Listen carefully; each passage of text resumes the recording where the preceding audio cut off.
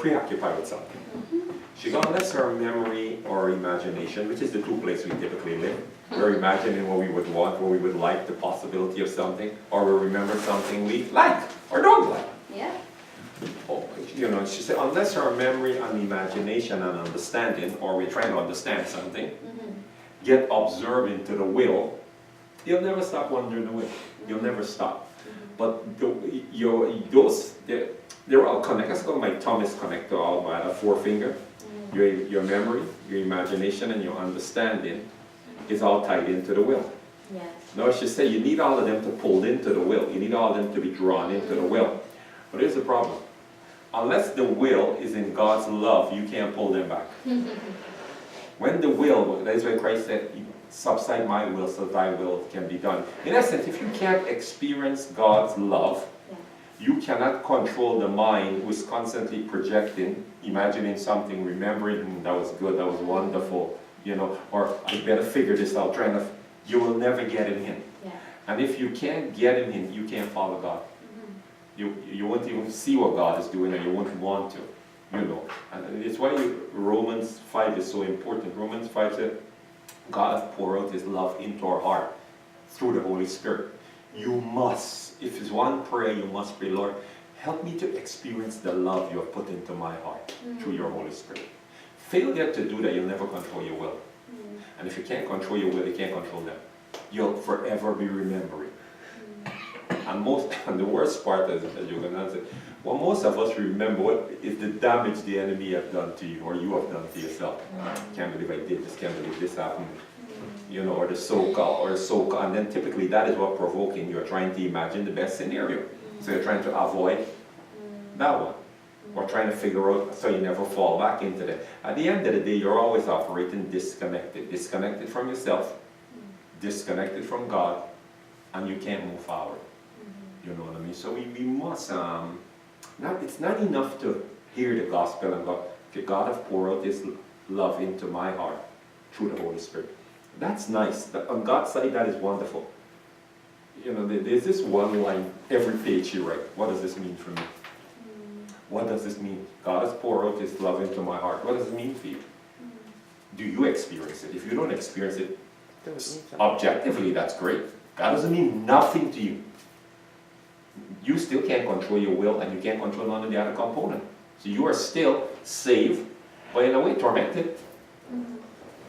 You still remembers way too much, still imagine way too much, which is constantly straining the will. He's always doing things he shouldn't be involved with. As you said, that bad thing necessary, but he's not doing the things he should be doing.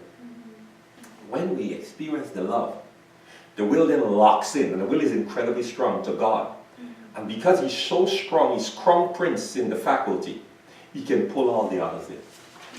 You find all your endless memory just disappear. All the endless imagination and trying to imagine the best scenario and the best outcome and projecting to understand this and all that stuff. And then the peace that is ours already objectively can be experienced. The joy that is ours already can be experienced. The protection, the present, the strength, the favor. It's all there, to be truthful. But you'll never experience it if the will cannot draw in. I call them like drum beaters, the drum beaters that keep in noise. So much memory, so much imagination, and so much trying to understand. You won't make it. On one hand, you have it. On the other hand, you'll never experience it. And it's all in the love of God. This is why I've come to realize it's not the most diligent saints experience the deepest experience. It's the most loving saints. They're the one God power can control the easiest. The diligents are still trying to control it. Who? Themselves. They're still fully in charge. They're just doing it for God. But it's still there.